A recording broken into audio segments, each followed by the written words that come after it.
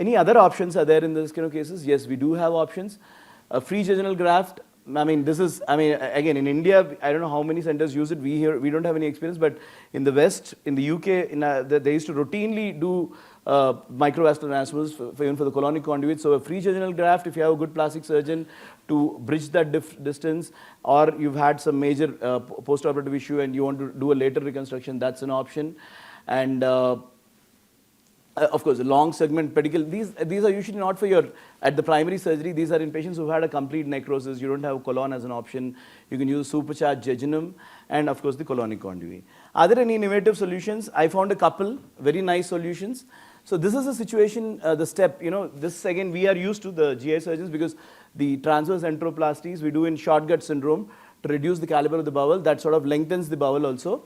So this, in patients, let's say for some reason you've had a leak or a necrosis, partial necrosis, you have to take down the conduit, and next time you want to use the same gastric conduit, a sort of step procedure preserving the vascularity, you know, you can see the low B image, alternate staplers preserving the vascularity can be done to get a lengthier conduit. And another very innovative thing I have come across, again, no experience in this, but like I said, the lesser sac length is the tethering one. We ligate the right gastric vessels, the right gastrobloic, the feeders to the antrum are ligated, and then you actually gain about apparently 4 to 5 centimeters of length. The conduit moves up, and then you do a jejunum, a normal rule limb of jejunum, you anastomose to that. These are two very innovative approaches which can make you avoid colonic or a microvascular conduit. Next is what happens when you've done all this and your conduit is dusky. Of course, one is recheck with ICG. I mean, I think that's a topic that's going to be covered later on. I'm not going to talk about much about that. Check for a twist. Again, we sort of try to pull the conduit up with a Riles tube or something. It's always better to weave a 2-point fixation and with an over tube to avoid a twist. And avoid handling and contusions while handling. So when you do the minimally invasive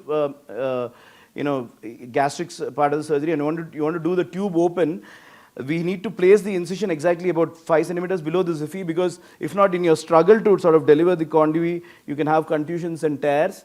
And best always to have a wound manager for that part of the surgery, because it gives you a stable retraction. There won't be unnecessary traction at the wound edges.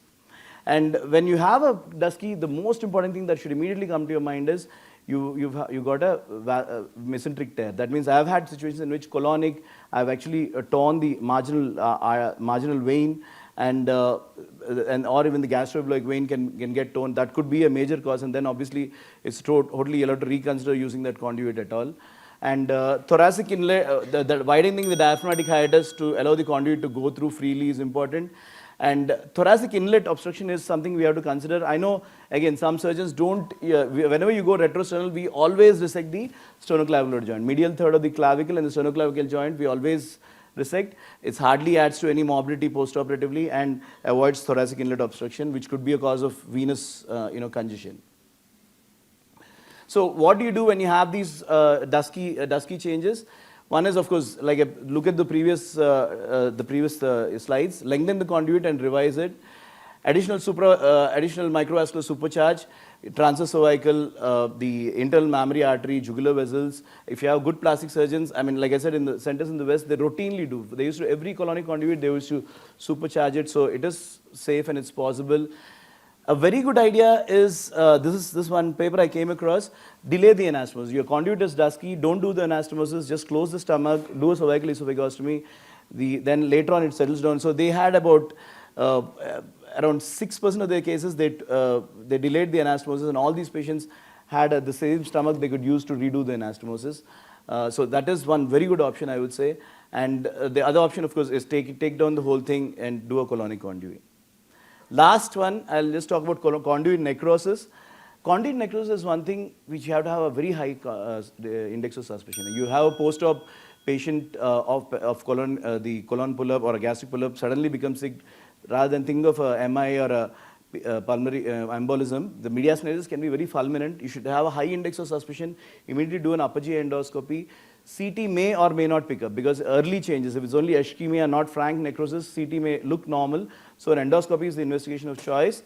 Type 1 is just minor anastomotic leaks. They can be observed. If it's in the mediastinum, you can do a stent. Type 2, again, a small segment of ischemia, you could just take it down and do a later surgery, not take it down fully, but just do an esophagostomy. But the type 3, the frank necrosis, the general condition of the patient is very poor, especially in the posterior mediastinal conduits because of mediastinitis. You can avoid this thing. I mean, you just need to do the salvage surgery, cervical esophagostomy, a feeding jejunostomy, and a delayed reconstruction. We have had, when you have a retrosternal conduit, the patients won't be that sick. I've had a patient who had a retrosternal conduit, the marginal vein tore, and we had necrosis. The patient was relatively stable, so actually we could use a gastric conduit. But if you have the gastric conduit necrosis in the mediastinum, the patients are very sick. And then later on, you have to think of an alternative conduit, like a colonic for stomach, stomach for colon, a free jejunal graft. If it's a small defect after an ischemia, you could even use a myocutaneous flap. So I think, anastomotic leaks, they've been covered. It's a late complication. I just end my talk with the intraoperative problems. Thank you. Thank you, sir. Just one last thing that I think all upper GI enthusiasts here, as an extension of this hardcore academic conference which Vijay has conducted, we are doing an upper GI masterclass August 31st. We're going to have a really sumptuous banquet of procedures. It's benign and malignant. So we're going to do GERD, bariatric, and malignancy. So I'm sure most of the audience would be interested. I'd request you to come there and grace us with your presence. Thank you.